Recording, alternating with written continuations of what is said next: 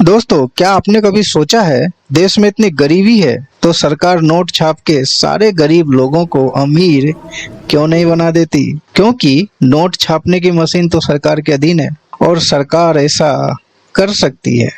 जब सरकार नोट बंद कर सकती है तो नोट छाप भी सकती है। अक्सर लोगों के मन में यह सवाल आता है कि जब भारतीय रिजर्व बैंक के पास नोट छापने की मशीन है तो फिर सरकार जितने चाहे उतने नोट क्यों नहीं छाप देती? अगर सरकार हर किसी को करोड़ों रुपए बांट दे तो हर कोई अमीर हो जाएगा, गरीबी खत्म हो जाएगी, बेरोजगारी भी नहीं रहेगी। तो दोस्तों, आइए इस गणित को समझते हैं कि आखिर सरकार चाह के भी ऐसा क्यों नहीं कर सकती। यह सोचने में जितना आसान लगता है, असलियत उससे बिल्कुल अलग है और खतरनाक भी।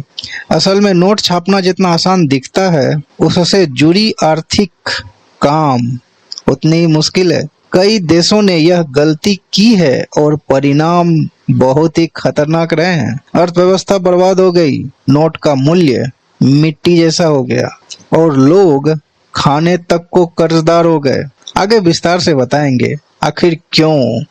ऐसे में चलिए आज हम आपको बताते हैं कि अगर भारत में ही नोट छपते हैं तो सरकार ज्यादा नोट छापकर अमीर क्यों नहीं हो जाती। साथ ही ये करेंसी सिस्टम कैसे काम करता है।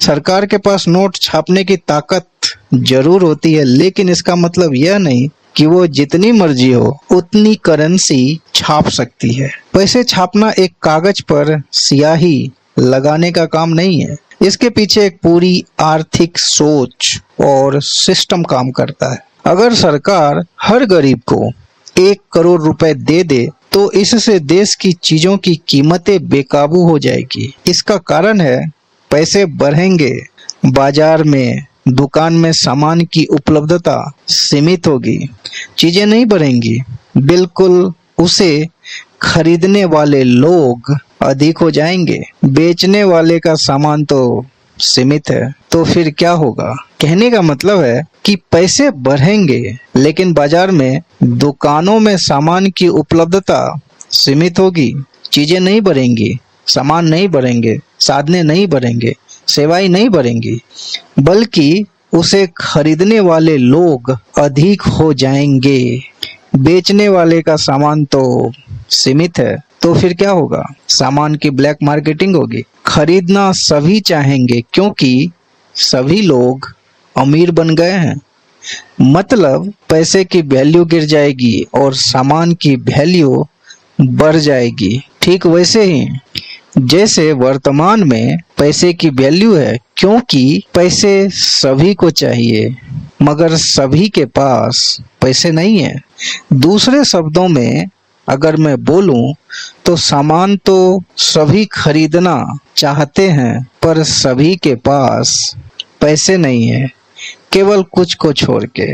और यदि सिस्टम के हिसाब से बात करूं, यानी गवर्नमेंट के हिसाब से बात करूं, तो पैसा सिर्फ एक कागज का टुकड़ा है, लेकिन उसकी वैल्यू इसीलिए है क्योंकि सरकार उस पैसे की गारंटी देती है। वह देश की अर्थव्यवस्था में संतुलन बनाए रखता है। अगर सरकार जरूरत से ज्यादा पैसे छाप दे तो वह संतुलन बिगड़ सकता है।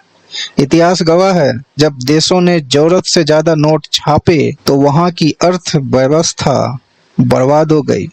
उदाहरण के तौर पर जिम्बाब्वे और वेनेजुएला बहुत ही सटीक उदाहरण है। तो सबसे पहले जिम्बाब्वे के बारे में समझते हैं कि वहां नोट छापने के बाद क्या स्थिति हुई। जिम्बाब्वे की सरकार ने घाटे को पूरा करने और जनता को खुश करने के लिए लगातार नोट छापे। कुछ समय बाद हालत ये हो गई कि 100 ट्रिलियन जिम्बाब्वे डॉलर का नोट छापा गया, लेकिन उससे एक ब्रेड भी नहीं खरीदी जा सकती थी। महंगाई इतनी बढ़ गई कि लोगों के पास नोटों को ढेर तो थे लेकिन उनका कोई मूल्य नहीं बचा। कहने का मतलब है दोस्तों, पैसे तो सभी के पास थे मगर सामान उपलब्ध नहीं थे। ब्लैक मार्केटिंग हुई मगर ब्रेड नहीं मिले। आखिर जिम्बाब्वे की पूरी अर्थव्यवस्था ध्वस्त हो गई और वहां विदेशी करेंसी यानी डॉलर का इस्तेमाल करना पड़ा। कभी डॉलर के बारे में भी आपको विस्तार से बताऊंगा। आखिर डॉलर किसी एक देश की करेंसी यानी अमेरिका की करेंसी ना होकर पूरी विश्व की करेंसी कैसे है? क्यों हमारे देश का रुपया पूरी दुनिया में नहीं चलता मगर डॉलर पूरी दुनिया में चलता है? कभी विस्तार से बात करेंगे। अब वेनेजुएला की बात करते हैं कि वहां की सरकार जब पैसे छापे तो फिर क्या हुआ। बात 2010 के दशक की शुरुआत तक वेनेजुएला, कहने का मतलब है दोस्तों वेनेजुएला 2010 के दशक की शुरुआत तक यानी 2010 तक वेनेजुएला तेल निर्यात पर आधारित अमीर देशों में गिना जाता था।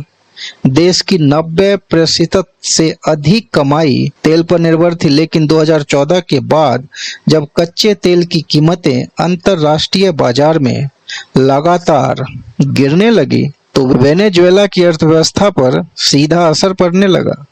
सरकार के पास खर्च चलाने और सामाजिक योजनाओं को पूरा करने के लिए पैसे नहीं बचे थे। इस स्थिति से निपटने के लिए सरकार ने बड़े पैमाने पर नोट छापने का सहारा लिया।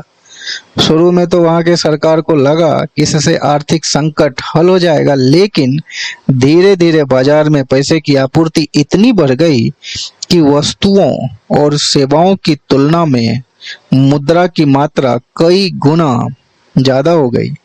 देश में नोटों की बाढ़ से हाइपर इन्फ्लेशन की स्थिति पैदा हो गई, यानी देश में नोटों की बाढ़ ने हाइपर इन्फ्लेशन पैदा किया। 2018 तक तो स्थिति इतनी बिगड़ गई कि वेनेजुएला में महंगाई दर 10 लाख प्रतिशत से भी ऊपर चली गई। 10 लाख प्रतिशत महंगाई दर। स्थिति संभालने के लिए सरकार को बार बार करेंसी का डीमोनेटाइजेशन करना पड़ा, क्योंकि देश में करोड़ों लोगों के भूखे मरने की नौबत आ गई थी। यानी पैसे तो सभी के पास थे मगर खाने की चीजें बची नहीं थी। दैनिक जरूरतों की चीजें उपलब्ध तो थी मगर जितने उपलब्ध थे उतने पैसे नहीं थे। अब दोस्तों हम समझते हैं कैसे काम करता है करेंसी सिस्टम, यानी किसी देश की जो करेंसी होती है आखिर किस तरीके से काम करती है। किसी देश की करेंसी उसकी जीडीपी के आधार पर चलती है। अगर देश में सामान और सेवाएं बन रही है तभी उस देश की करेंसी की वैल्यू होती है। सरकार आमतौर पर जितने नोट छापती है वह देश की जीडीपी के 1 से 2% के बराबर होती है, ताकि बाजार में सामान और पैसे का संतुलन बना रहे। अगर ज्यादा नोट छाप दिए जाए तो महंगाई दर बढ़ जाती है। क्यों बढ़ जाती है? जैसा कि मैंने आपको बताया कि पैसे तो सभी के पास थे मगर सामान और सेवाएं उपलब्ध नहीं थी। विदेशी कंपनियां निवेश करना बंद कर देती है कि साख का आकलन देश की सॉवरेन रेटिंग से हम लोग करते हैं वो ध्वस्त हो जाती है। सॉवरेन रेटिंग को एक तरह का देश का क्रेडिट स्कोर माना जाता है। यह जितना अच्छा होगा देश को उतना ही सस्ता कर्ज मिलेगा। भारत रुपये नहीं छाप सकता, सीधा जवाब है। शायद आप समझ गए होंगे। भारत तकनीकी रूप से रुपये छाप सकता है लेकिन अनियंत्रित रूप से नहीं।